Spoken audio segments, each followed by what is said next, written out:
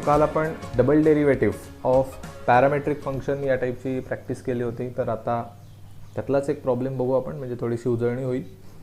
So इथे एक problem घेतला आहे, x is equal to 80² y is equal to 280. हे पॅरामेट्रिक फंक्शन आहे. पॅरामीटर इज टी, टीच्या भाषेमध्ये रिप्रेझेंट केलेला. Then show that this equation is equal to 0 असं त्यांनी सांगितलं की हे LHS आहे ते इक्वल टू 0 आहे, प्रूव्ह करून दाखवा.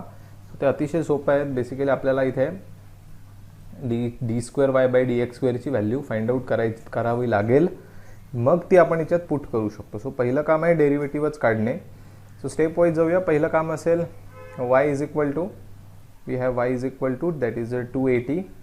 Then will differentiate with respect to t. So we are writing differentiating with respect to t. मग डेरिव्हेटिव्ह घेतल्यानंतर असं दिसेल d/dt of y is equal to d/dt of 280. Right. So therefore वायचं derivative येईल dy/dt is equal to 2a, हा constant राहील. टीचं derivative 1 येतं. So therefore dy/dt is equal to 2a. चलो एक काम पूर्ण झालं, dy/dt मिळाला. पुढे x दिला आहे, त्या एक्सला आपण घेऊया आणि मग dx/dt फाइंड करूया.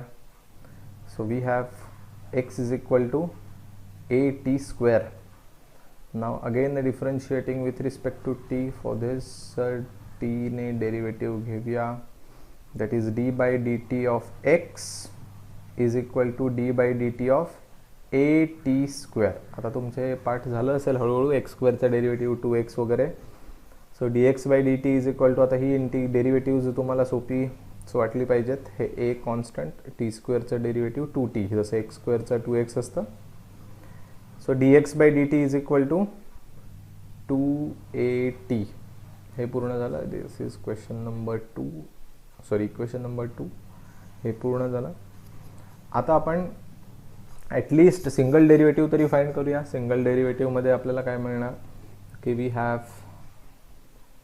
dy/dx is equal to dy/dt upon dx/dt. So दोन्ही उत्तर आहेत आपल्याकडे. dy/dt आहे आपल्याकडे 2a, dx/dt आहे 2at. 2a ला 2a उडवूया आणि आपल्याला dy/dx मिळेल 1/t. सो इथे फर्स्ट ऑर्डर डेरिव्हेटिव्हचं काम पूर्ण झालेलं आहे. First order derivative.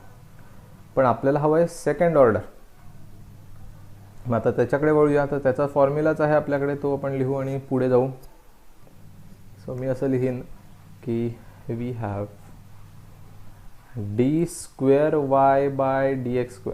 हा फॉर्म्युला फक्त पॅरामेट्रिकसाठीच लागू पडतोय. d/dt डेरिव्हेटिव्ह घ्यायचं आहे कोणाचं, dy/dxचं. आता आपण जे काढलंय त्याचं t ने डेरिव्हेटिव्ह घ्या, इंटू करा 1/dx/dt. So is equal to d/dt of, आता हे dy/dxचं उत्तर आपल्याकडे आहे बघा 1/t, ते लिहून घेतलं, इंटू 1/dx/dt तुमच्याकडे आहे. dx/dt हे बघा इथे लिहिलेलं असतं, दॅट इज 280. आपणच फाइंड आउट करून ठेवलं आहे. सो फायनली 1/tचं डेरिव्हेटिव्ह येईल -1/t² into 1/280. This is R d²y/dx². आणि आपल्याला मिळालं d²y/dx² is equal to -1/280³. That's it. इथे आपलं एक काम पूर्ण झालं महत्त्वाचं, की d²y/dx² पूर्ण झालेलं आहे, पूर्ण मिळालेलं आहे. याला इक्वेशन नंबर 3 म्हणतो. राईट. आता आपण हे जे प्रूव्ह करायला सांगितलं त्याच्याकडे पण कॉन्सन्ट्रेट करू शकतो. LHS घेऊन सोडवायला लागेल. बघूया आता ते. मी इथे जागा करून घेतो, या जागेत ते सफिशियंट असेल. LHS is equal to xy into d²y/dx² plus a असं ते म्हणतात. So is equal to x y तसेच ठेवतो आधी. d²y/dt² ची व्हॅल्यू आपण आत्ताच काढली आहे, दॅट इज -1/280³. ही बघा, ही व्हॅल्यू इथे आणून टाकली. हा पुढे प्लस a आहे तसाच. आता प्रॉब्लेम काय होतं, इथे कॅन्सल करायला लागणार काहीच नाही आहे माझ्याकडे कॅन्सल करण्यासारखं. मग XY वर माझी नजर गेली तर माझ्या लक्षात आलं की अरे XY काही वेगळं नाही आहे, XY पण टीच्याच भाषेत आहेत, म्हणजे XY ची व्हॅल्यू आहे आपल्याकडे. देअरफॉर एक्सची व्हॅल्यू आपल्याला इथे टाकता येईल AT², ती टाकली, हे बघा इथे दिसतंय. वायची किंमत टाकू शकतो 2AT, आणि पुढे काय, हे -1 जे आहे ते तसंच लिहायचं आहे, -1/2AT³ ब्रॅकेट कंप्लीट, आणि पुढे +A पण तसाच. आता हे सगळं झाल्यावर काय झालं, कॅन्सल करण्यासारखं माझ्याकडे भरपूर आलं आहे. आधी बघा हा 2 इथे लिहितो मी, A × A, Aचा स्क्वेअर, T² × T, Tचा क्यूब, हे 1 झालं.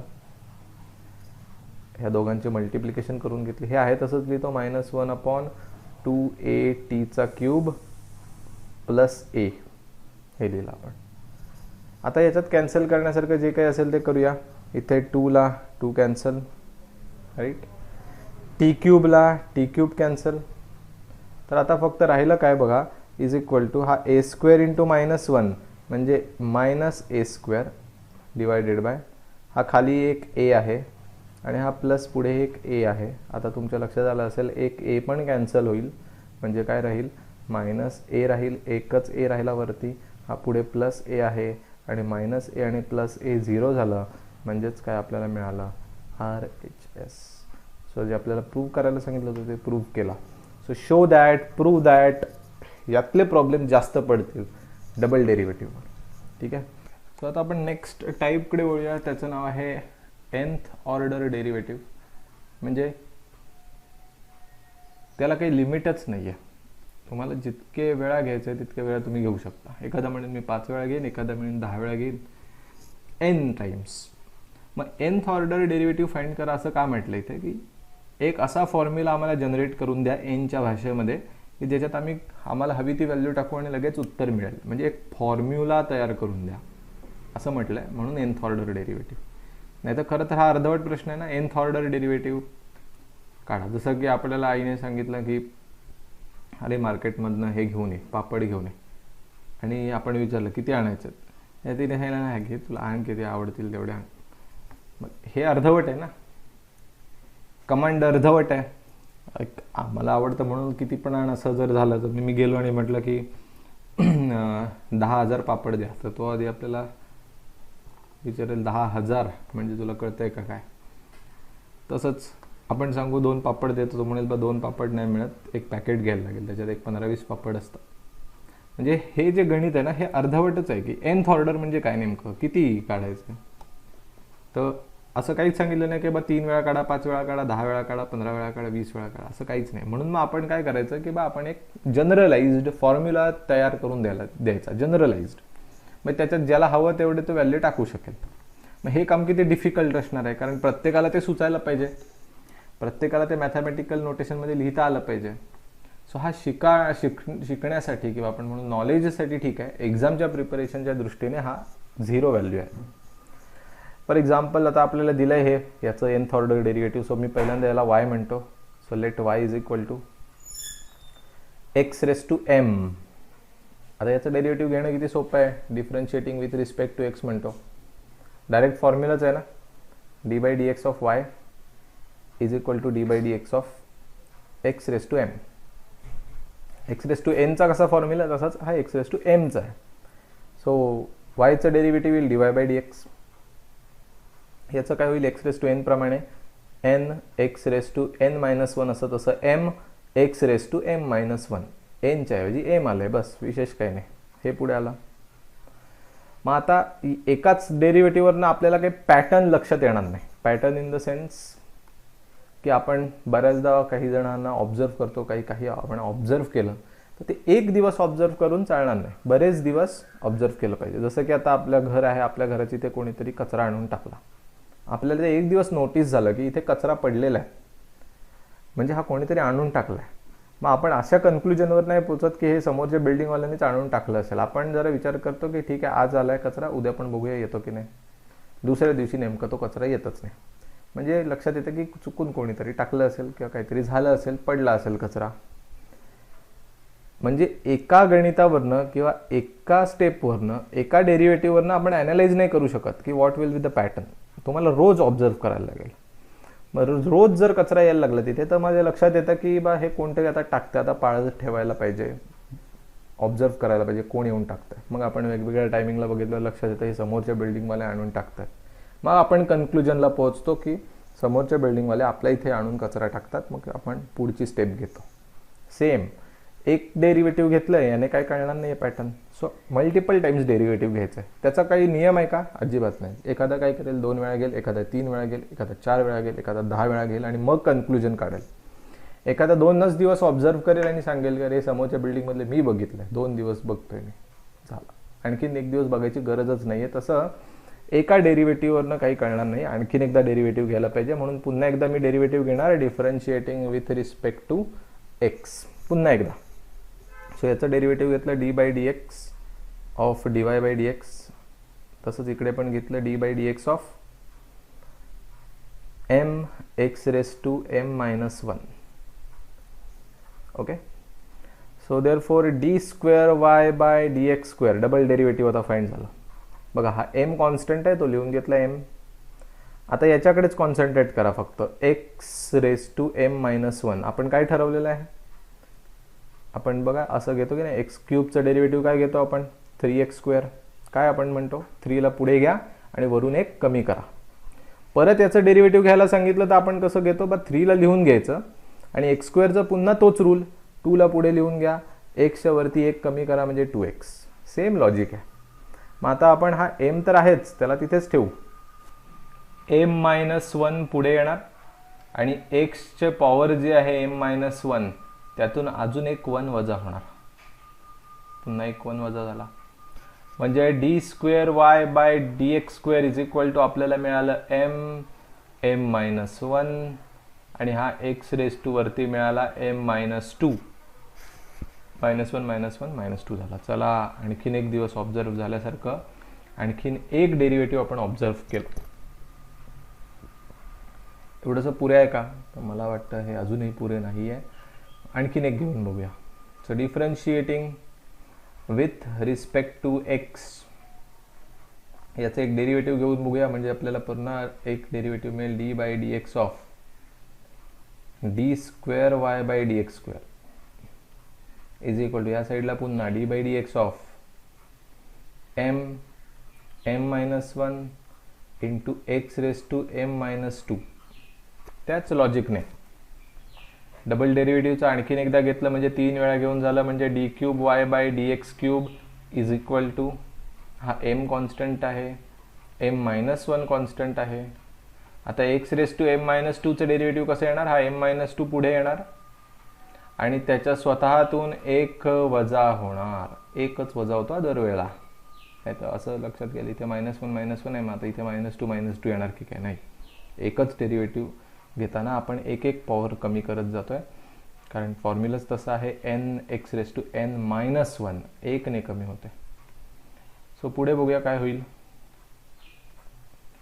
सो पुढचं स्टेप असेल d cube y by d x cube is equal to m minus 1 m minus 2 आणि ब्रॅकेट रेस टू येणार एक्स रेस टू -3. हे -2 -1 -3 झालं. हे आपल्याला थर्ड ऑर्डर डेरिव्हेटिव्ह मिळाला. आता मला जरा पॅटर्न लक्षात यायला सुरुवात झालेलं आहे. काय पॅटर्न आहे तो नीट बघा. इथे जेव्हा 3 आहे, इथे जेव्हा 3 आहे, 3 वेळा डेरिव्हेटिव्ह, तेव्हा इकडे शेवटचा अंक पण किती आलाय बघा? 3 आलाय. इथे जेव्हा डबल डेरिव्हेटिव्ह घेतलं म्हणजे इथे जेव्हा 2 अंक होता तेव्हा इकडे किती होता बघा? 2 होता. येस, इथे m-3 घ्यायचं राहिलं. तसंच इथे एकदा डेरिव्हेटिव्ह घेतलं होतं तेव्हा इथे 1 होता. मग देअरफोर nth ऑर्डर डेरिव्हेटिव्ह असेल therefore dny by dx raise to n. nth order जेव्हा घेणार, जेव्हा इथे 3 होता तेव्हा इथे m-3 होतं. मग जेव्हा इथे n असेल तेव्हा इथे असेल x रेस टू m-n. 3 अंक असेल तर इथे पण 3. परत ऑब्झर्व करा, ऑब्झर्वेशनने लिहायचं आहे बाकी काही नाही. इथे 3 असेल तर इथे 3 असतो, m-3 असतो रादर. इथे 2 असेल तर इथे m-2 असतो. इथे 1 असेल एकदा डेरिव्हेटिव्ह तर m-1 असणार. मग चौथा डेरिव्हेटिव्ह असेल तेव्हा m-4 असणार. 5वं डेरिव्हेटिव्ह असेल तेव्हा m-5 असणार. 10वं डेरिव्हेटिव्ह असेल तेव्हा m-10 असणार. मग तसं nth डेरिव्हेटिव्ह असेल तर इथे असणार m-n. हे एक कळालं. आणि हे पुढचे नंबर्स आहेत ते सगळीकडेच आहेत ना. एम इथे पण आहे, इथे पण आहे एम, इथे m-1 वाढला, इथे m-2 वाढला. मग असं करत करत वाढत जायला लागेल कुठपर्यंत, तर m-1 असं करत करत तुम्हाला जायला लागेल अगदी शेवटच्या टर्मपर्यंत. कुठली असेल ही, तर आता त्याचं लॉजिक डेव्हलप करूया. जेव्हा इथे 3 आहे तेव्हा इथे शेवटचा अंक बघा 2 आहे, म्हणजे 1 ने कमी आहे.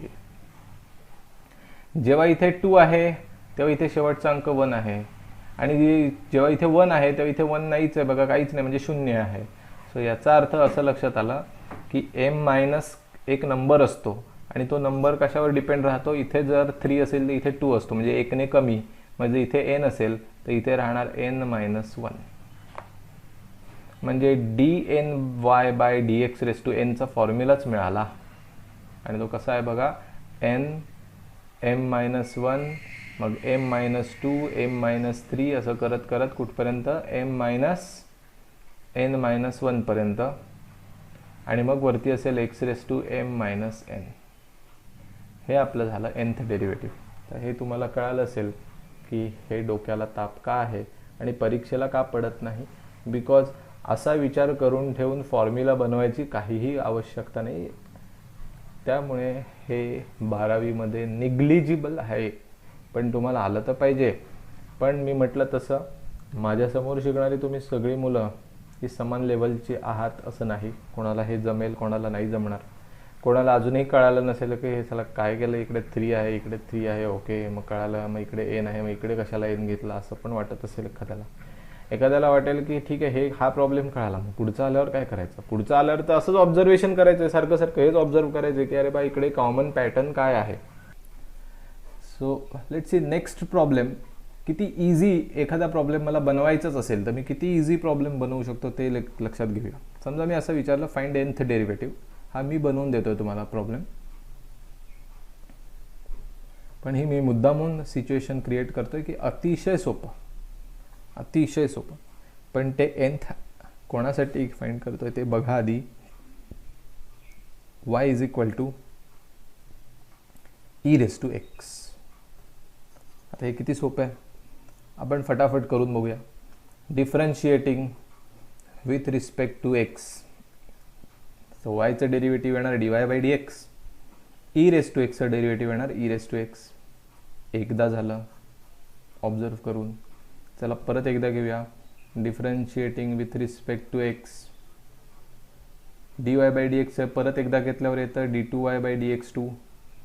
e⁻x मात्र e⁻x दुसऱ्यांदा ऑब्झर्व केला. परत एकदा डेरिव्हेटिव्ह घेऊया. Differentiating with respect to x. Double डेरिव्हेटिव्हचं परत एकदा घेतोय म्हणजे 3 वेळा झाले. d3y/dx3. e⁻x derivative e⁻x. पुन्हा म्हणायचं differentiating with respect to x. d⁴/dx⁴ e⁻x. मग येतं few moment later. d⁻10y/dx⁻10 e⁻x. 1 hour later. d⁻100y/dx⁻100 e⁻x. 60 years later. d⁻1 crore y/dx⁻1 crore 1 lakh. काय घ्यायचं ते घ्या. e⁻x. तुमच्या लक्षात आलं आता. कधी पण ऑब्झर्व करा, किती पण डेरिव्हेटिव्ह घ्या, काहीही झालं तरी उत्तर काय राहतंय e⁻x. मग हे आपण साध्या भाषेत कसं म्हणणार, तुम्हाला कितीही डेरिव्हेटिव्ह घेतलं तरी चालेल. nth डेरिव्हेटिव्ह तुम्हाला हवं तेवढं डेरिव्हेटिव्ह घ्या, उत्तर e⁻x झाला nth डेरिव्हेटिव्ह. म्हणून मी म्हटलं की हा टाईपला मेथड नाही आहे. ह्या टाईपला एक प्रोसेस आहे की बा 4-5 वेळा डेरिव्हेटिव्ह घ्या आणि त्याच्यातनं एक पॅटर्न डेव्हलप करून घ्या. पण 4 का 5 नाही माहिती, 1 वरनं केलं तर चालेल का नाही माहिती, 3 वरनं केलं चालेल का नाही माहिती. आम्हाला पॅटर्न बरोबर मिळाला पाहिजे. सो मी 3 डेरिव्हेटिव्ह घेतलं असतं तेव्हाच मला कळायला लागलं की अरे बा हे e⁻xच राहणार आहे. 4 वेळा घेऊन बघितलं, नंतर घेऊन बघितलं, एवढं घेऊन बघितलं, एवढं घेऊन बघितलं, दरवेळेला ई रेस टू एक्सच राहत आहे, म्हणजेच nth डेरिव्हेटिव्ह किती आहे, ई रेस टू एक्स.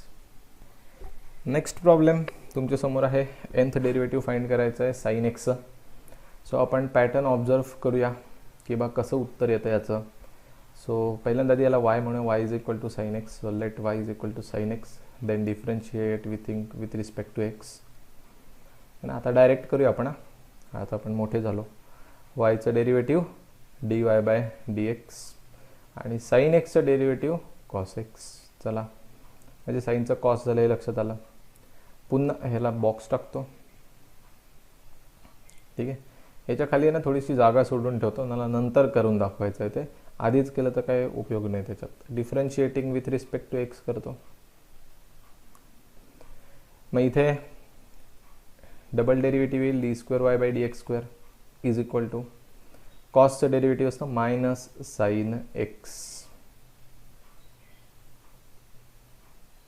ठीक आहे, पुढे पुन्हा एकदा डेरिव्हेटिव्ह घेऊया, कारण हे काहीतरी गडबड झाली. आधी साईन होतं, मग कॉस झालं, कॉसचं परत साईन झालं. मग हे बा सारखं साईन कॉसच होणार आहे का ते एकदा ॲनालाइज करू. सो इथे मी लिहितो differentiating with respect to x. मग माझ्या लक्षात आलं d3y bye dx3 is equal to हे बाहेरचं मायनस साईन तसंच राहणार. साइन एक्सचं डेरिव्हेटिव्ह कॉस एक्स. अरे वा, परत कॉस आला. राईट, ह्याच्या खाली मी थोडंसं जागा सोडून ठेवतो. पुन्हा डिफरन्शिएट करतो. Differentiating with respect to x d raise to 4y by d x raise to 4 is equal to हे मायनस साईन तसंच साइन एक्स कॉस एक्सचं डेरिव्हेटिव्ह मायनस साइन एक्स. म्हणजे आता अल्टिमेटली आन्सर काय आलं, minus minus plus sine x. So आता observe करायला सुरुवात करू. हे चौथं डेरिव्हेटिव्ह आहे. आता काय सेम दिसतंय ते बघूया. तर इथे घंटा काय सेम दिसत नाही. मध्येच कॉस आहे, मध्येच साईन आलं आहे, परत कॉस आलं आहे, परत साईन आलं आहे. म्हणजे माझ्या एक पॅटर्न लक्षात आला की कॉस साईन उत्तर येत आहे. मग असं तुम्ही लिहिणार का की nth डेरिव्हेटिव्ह हे इज इक्वल टू एकदा कॉस घ्या, एकदा कॉस घ्यायचं, मग साईन घ्यायचं, मग परत कॉस घ्यायचं, असं लिहून येणार का तिथे निबंध. आपल्याला मॅथमॅटिकल नोटेशनमध्ये लिहायचं आहे. तर आपण असं काही लिहू नाही शकत की कॉसचं मध्येच साईन झालं, साईनचं परत कॉस झालं, असं काही लिहिता येणार नाही. पॅटर्न हा कॉमन असला पाहिजे. एक तर सगळे साईनमध्ये आले पाहिजेत किंवा सगळे कॉसमध्ये. ठीक आहे, आलं नाही तर आपण तर लिहू शकतो की नाही, साईनचं कॉस किंवा कॉसचं साईन तर लिहू शकतो. तर कॉस एक्स म्हणजेच काय लिहू शकतो, sine pi by 2 minus x. Sine pi by 2 minus theta म्हणजेच काय असतं, कॉस थिटा असतं. सो हे मी लिहू शकतो. मग मला आता याच्याकडे ऑब्झर्व करून आणि याच्याकडे ऑब्झर्व करून लक्षात आलं की बा आधी पण साईन होतं, डेरिव्हेटिव्ह घेऊन पण साईनच आलं, पण आधी खरं कॉस आलं होतं, पण कॉसला मी साईनच्या भाषेत रिप्रेझेंट केलं, म्हणजे चला फायदा झाला. तिसरं परत साईनच आहे, म्हणजे ते काही टेन्शन नाही. पुढे चौथं इथे कॉस आहे. पुन्हा या कॉसला आपण काय लिहू शकतो, d cube y by d x cube is equal to minus sine. तसंच कॉसला लिहू शकतो आपण sine pi by 2 minus x. म्हणजे चला पुन्हा इथे पण साईन आणायला शिकलो मी. म्हणजे आता मला काय दिसतंय बघा, ओरिजिनल साईन, फर्स्ट डेरिव्हेटिव्हमध्ये पण साईन, सेकंड डेरिव्हेटिव्ह तर साईन आहेच, तिसरं डेरिव्हेटिव्ह थर्ड डेरिव्हेटिव्ह पण साईन आणि चौथं पण साईन. चला सगळे साईन साईन साईन साईन यायला लागले. एक बरं आहे, एक चांगला झाला. आता इथे गडबड आणखीन एक आहे. तर पहिलं डेरिव्हेटिव्ह घेतलं ते प्लस आलं, दुसरं घेतलं ते परत मायनस आलं, तिसरं घेतलं ते परत प्लस मायनसच राहिलं, चौथं घेतलं ते पुन्हा प्लस आलं. आता ही भानगड काय आहे, मग याच्यासाठी तरी आपण कसं करणार हे पण काही आपल्याला सांगता येत नाही. म्हणजे आता आपण गडबडलो. प्लस मायनस कसं लिहिणार, असं लिहिणार का, एकदा प्लस घ्या मग एकदा मायनस घ्या. प्लस घेतलं तरी चालू शकतं, मायनस घेतलं तरी चालू शकतं, असं म्हणणार का, नाही. किंवा असं म्हणणार का की पहिला आला ना तर प्लसच घ्यायचं, दुसरा आला ना तर मायनस घ्यायचं. इथे दिसतंय बघा, पहिला डेरिव्हेटिव्हला प्लस आहे, दुसऱ्याला मायनस आहे, मग परत तिसऱ्याला प्लस घ्यायचं, असं म्हटलं तर इथे गडबडलं. तिसऱ्याला तर मायनस साईन आहे. म्हणजे कुठलाच पॅटर्न बसत नाही. म्हणजे हे आणखीन कठीण झाला प्रॉब्लेम. मग करायचं काय, हा प्रश्न आला. पुढे हे तर अडचण ठरलीच. त्याच्यात अशी अडचण ठरली की इथे अँगल बघा, हे मध्येच पाय बाय टू मायनस एक्स आहे, मध्येच परत एक्स झाला, मध्येच परत पाय बाय टू मायनस एक्स इथे झालं, परत एक्स आलं. मग नेमका कुठला घ्यायचा, पाय बाय टू मायनस एक्स घ्यायचा हा नुसता एक्स घ्यायचा, ते पण काही कळत नाही आहे. आणि असं कळत नसल्यामुळेच प्रॉब्लेम क्रिएट झाला की हा प्रॉब्लेम सोडवायचा कसा. त्यामुळे हा प्रॉब्लेम काय आपल्याला आता सोडवता यायचा नाही, ह्या कन्क्लुजनला आपण पोहोचलो. मग आता कसा करायचं ते बघूया. सो पहिल्यांदा मी काय केलं, let y is equal to sine x म्हणून घेतलं नेहमीप्रमाणे. डेरिव्हेटिव्ह घेऊया differentiating with respect to x, हे पण नेहमीप्रमाणे केलं. आता वायला आपण डेरिव्हेटिव्ह घेतल्यामुळे वायचं डेरिव्हेटिव्ह dy बाय dx येईल आणि साईनचं डेरिव्हेटिव्ह येईल कॉस. हे लगेचच बदलून घ्यायचं साईनमध्ये. So dy by dx is equal to कॉसचं कॉसचं आपण साईनमध्ये रिप्रेझेंट करू शकतो पाय बाय टू मायनस एक्स. पण आता होतं काय की एक्सला निगेटिव्ह चिन्ह आलं, मग आणखीन गडबड झाली. जेव्हा आपण याचं डेरिव्हेटिव्ह घ्यायला जाऊ तेव्हा पुन्हा याचं डेरिव्हेटिव्हने मल्टिप्लाय करणार, तेव्हा मायनस ते बाहेर येऊन प्लस होत राहील, प्लसचं परत मायनस होत राहील. मग हे गडबड होऊ नये म्हणून पाय बाय टू प्लस एक्स लिहिलं. मग हे बरोबर आहे का, पण pi by two plus x कॉसच असतं का, तर हो असतं. बघा sine pi by two plus x म्हणजे काय, पाय बाय टू म्हणजे 90. ओके, 90 प्लस एक्स म्हणजे आपण कुठल्या क्वाड्रंटमध्ये गेलो, सेकंड, राईट.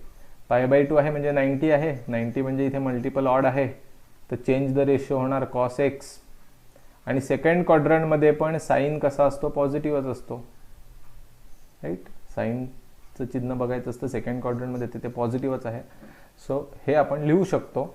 सो बेसिकली मला असं सांगायचं आहे, इथे बघा sine pi by to minus x असेल तरीसुद्धा कॉस एक्सच असतं, आणि sine pi by two plus x असेल तरीसुद्धा कॉस एक्सच असतं. बिकॉज फर्स्ट क्वाड्रंटमध्ये हा घेऊन जातो आपल्याला, हा सेकंड क्वाड्रंटमध्ये घेऊन जातो. फर्स्ट आणि सेकंड दोन्ही क्वाड्रंटमध्ये साईन पॉझिटिव्हच असतात, त्यामुळे दोन्ही ठिकाणी पॉझिटिव्हच उत्तर राहिलं. आणि दुसरं महत्त्वाचं इथे पाय बाय टू आहे म्हणजे 90 असेल तर चेंज द रेशो होतो म्हणून कॉस झाला. सो 11वीतलं नॉलेज आपल्याला इथे गरजेचं आहे. चलो इथे येतो मी.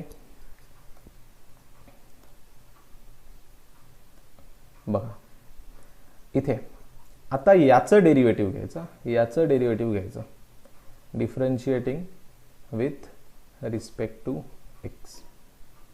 मग याचं डेरिव्हेटिव्ह घेतल्यावर लक्षात आलं d2y by dx square is equal to साईनचं डेरिव्हेटिव्ह येणार cos pi by two plus x. पण एक्सच्या जागी कोण आले बघा, pi by two plus x आले.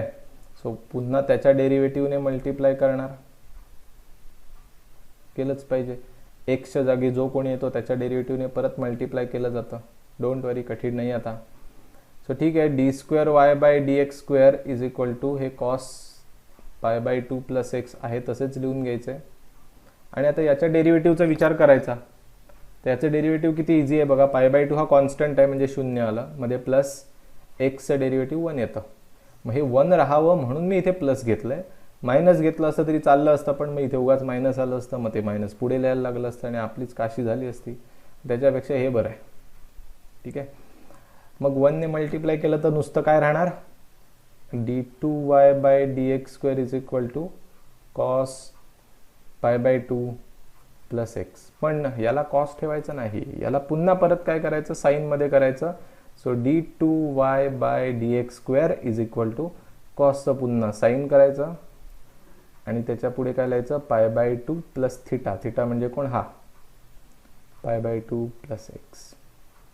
मगाशी नुसता एक्स होता म्हणून पाय बाय टू प्लस एक्स लिहिलं. आता हा आलाय ना पूर्ण, एक्सच्या जागी कोणाला हा आलाय, मग आपण तो टाकायचा, पाय बाय टू प्लस जे आलंय ते. इथे माझ्या लक्षात आलं की बा d2y by dx square is equal to साईनच राहत आहे आणि pi by two plus pi by two plus x. म्हणजे किती वेळा पाय बाय टू आले रे, 2 वेळा. पाय बाय टू असे 2 वेळा आले. म्हणजे आपण असं लिहू शकतो की नाही, d2y by dx square is equal to sine 2 वेळा पाय बाय टू प्लस एक्स. आता बास, तिसरं घ्यायची गरज नाही. तिसरं घेतलं तर काय येईल ते मी तुम्हाला आता डायरेक्ट सांगतो. थर्ड डेरिव्हेटिव्ह जर घेतलं ना D cube y by d x cube, तर ते असं येणार, साईनच राहणार, पण आतमध्ये येणार 3 वेळा पाय बाय 2 प्लस एक्स. चौथ्यांदा घेतलं d raise to 4 y by d x raise to 4, तर साईनच राहणार, पण इथे येणार 4 वेळा पाय बाय 2 प्लस एक्स. म्हणजे आता माझा पॅटर्न लक्षात आला. एकदा डेरिव्हेटिव्ह घेतलं तेव्हा 1 वेळा पाय बाय 2 प्लस एक्स आलं, 2 वेळा घेतलं तेव्हा 2 पाय बाय 2 प्लस एक्स आलं, 3 वेळा घेतलं तर 3 पाय बाय 2, 4 वेळा घेतलं तर 4 पाय बाय 2, आणि बाहेर साईन आहे, साईन आहे, साईन आहे, आणि इथे पण साईन आहे. म्हणून आपण म्हणू शकतो देअरफॉर nth डेरिव्हेटिव्ह किंवा nth order derivative is d raise to n y by dx raise to n, d raise to n y by dx raise to n is equal to sine, हे नक्की साईनच असणार. 4 अंक असेल तर इथे 4 असतं, 3 असेल तर इथे 3 असतं, मग n असेल तर इथे n पाय बाय 2 असणार, आणि पुढे दरवेळेला xच असतो. झालं, एक आपण जनरल सोल्युशन बनवला. आता कोणाला 10,000वर डेरिव्हेटिव्ह घ्यायचं असेल तर इथे 10,000 टाक, इथे पण 10,000 टाक, उत्तर मिळणार. That's it. नेक्स्ट टाईप आता आपण बघूया. हा लास्ट टाईप असेल डेरिव्हेटिव्ह चॅप्टरमधला, जो 12th साठी सिलेबस डिझाईन केला त्याच्यामध्ये. That is derivative of inverse function. Means what? समजा आपल्याला एक फंक्शन दिलं, if y is equal to f of x, then this means f inverse of y is equal to x. याचा अर्थ y चं जर मी इन्व्हर्स फंक्शन घेतलं तर आपल्याला पुन्हा x मिळणार. सो आपल्याला y चं डेरिव्हेटिव्ह नाही काढायचं आहे. सो आपल्याला y चं डेरिव्हेटिव्ह न काढता कोणाचं काढायचं आहे? इन्व्हर्स फंक्शनचं, म्हणजे याचं डेरिव्हेटिव्ह काढायचं आहे. That is we are suppose to find the derivative of f dash of y upon f dash of y नव्हे, f dash of y upon नाही, f dash of y. बरं, हे y मध्ये असल्यामुळे आपण डेरिव्हेटिव्ह कशाने घेणार? y ने, कारण आतमध्ये y लेटर आहे म्हटल्यावर y नेच घ्यायला पाहिजे. इज इक्वल टू या साईडला आपण डेरिव्हेटिव्ह घेऊया. मग एक्सचं डेरिव्हेटिव्ह येईल dx अपॉन dy, एक्सचं डेरिव्हेटिव्ह y ने. So actually we are suppose to find dx by dy. आपण नॉर्मली काय काढतो? dy बाय dx, म्हणजे y चं derivative of y with respect to x. आता जर त्यांनी सांगितलं की आम्हाला dy बाय dx नको आहे, आम्हाला y चं डेरिव्हेटिव्ह नको आहे, आम्हाला इन्व्हर्स ऑफ y चं पाहिजे. Inverse of y means what? की आम्हाला डेरिव्हेटिव्ह फाइंड करायचं आहे एक्सचं विथ रिस्पेक्ट टू y, उलट. सो इन्व्हर्स फंक्शनचं डेरिव्हेटिव्ह काढणं म्हणजे काय? तर जे नॉर्मल फंक्शन असतं तेव्हा तुम्ही फाइंड आउट करत असता dy बाय dx. मग याच्या इन्व्हर्स फंक्शनचं डेरिव्हेटिव्ह काढणं म्हणजेच dy बाय dx न फाइंड करता तुम्हाला काय काढायचं आहे? dx अपॉन dy काढायचं. एवढं सिंपल आहे. मग याची प्रोसेस काय आता ते बघूया. हे मी क्लिअर करतो. सो आपण असं लिहू, if dy by dx is derivative of function y. y नावाचं जे फंक्शन होतं त्याचं डेरिव्हेटिव्ह आहे dy by dx, then dx by dy उलट is derivative of inverse function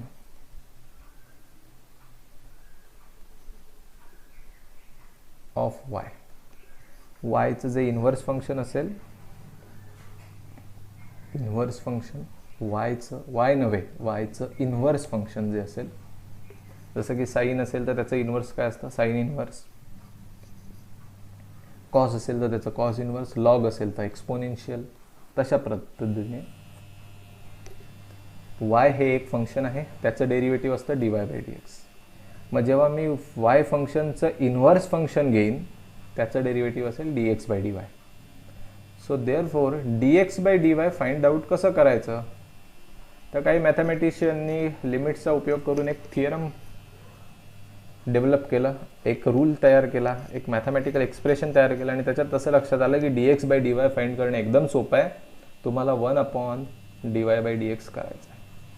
म्हणजे आपलं काम काय की dy बाय dxच फाइंड करा आणि त्याला 1 मध्ये लिहा की तुमचं उत्तर पूर्ण झालं.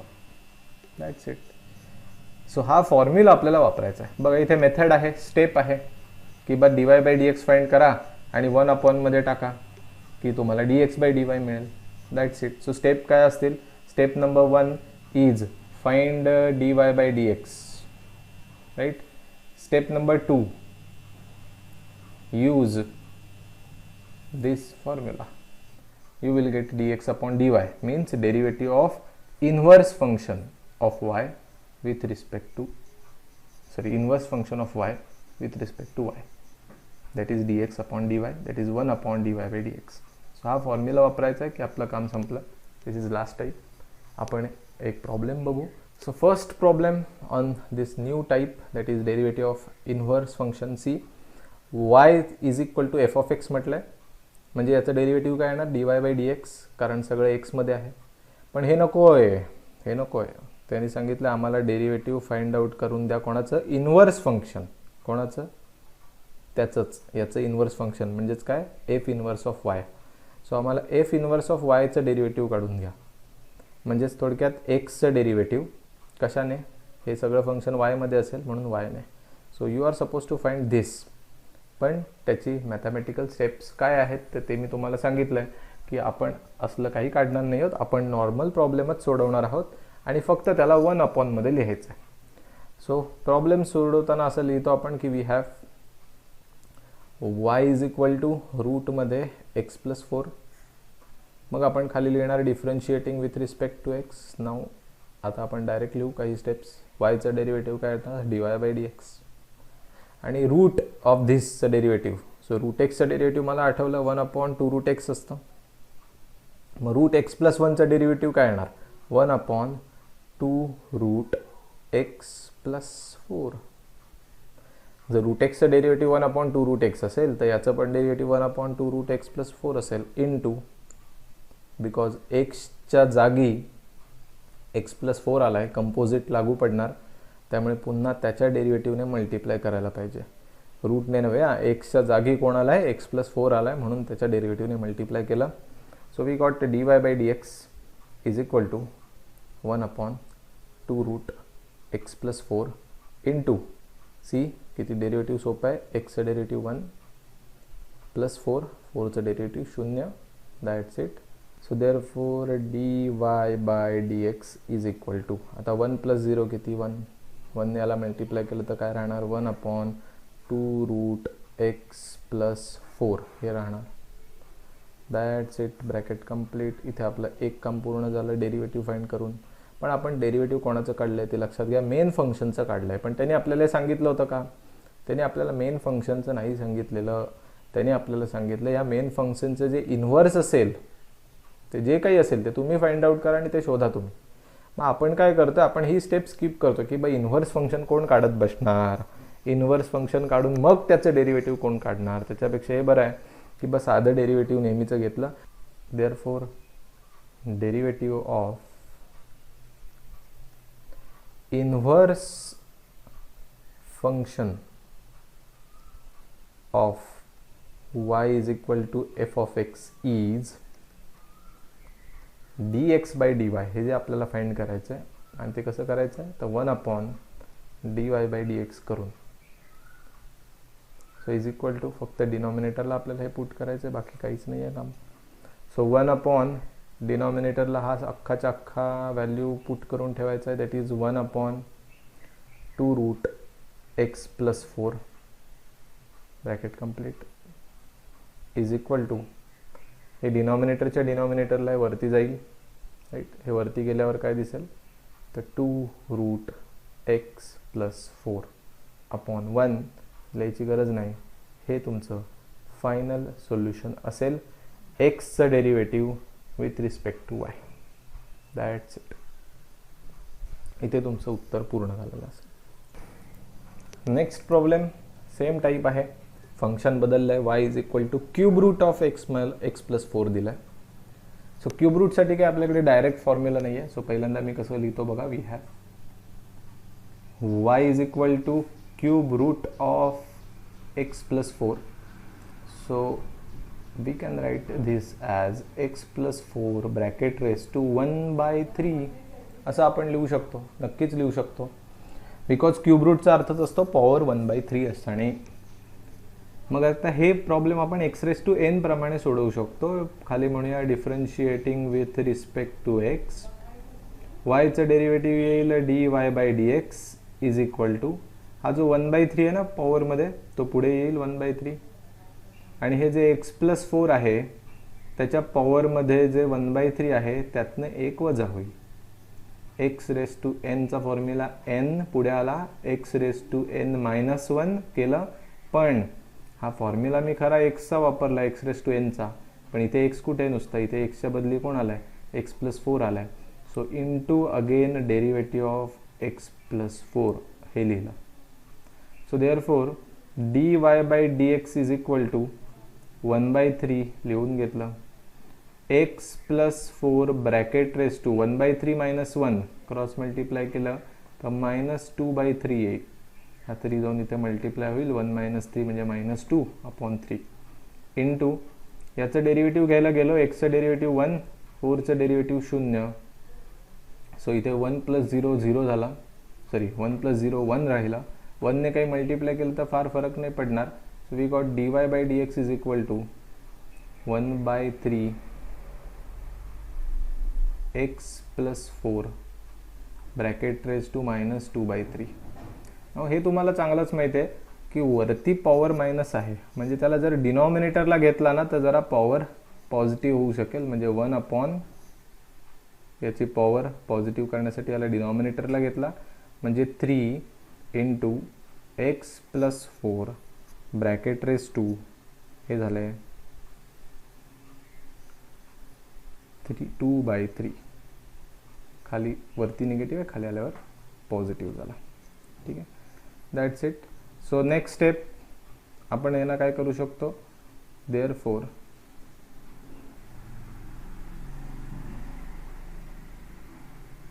Derivative of inverse function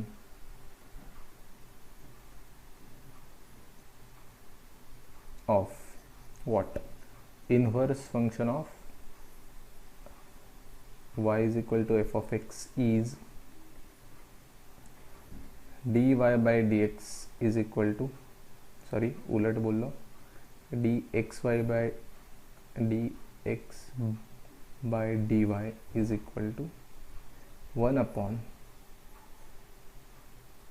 dy/dx is equal to 1 upon 1 divided by 3 into x plus 4 bracket raised to 2/3 bracket complete is equal to डिनॉमिनेटरच्या डिनॉमिनेटरची क्वांटिटी वरती येईल x plus 4 bracket raise to 2/3 असं उत्तर येईल. फायनली हे असंच ठेवलं तरी चालेल किंवा रूटमध्ये जर लिहायचं असेल तर x plus 4 ब्रॅकेटचा स्क्वेअर हा वरती आहे तो आणि हा 1/3 आहे त्याला क्यूब रूट म्हणून लिहू शकता.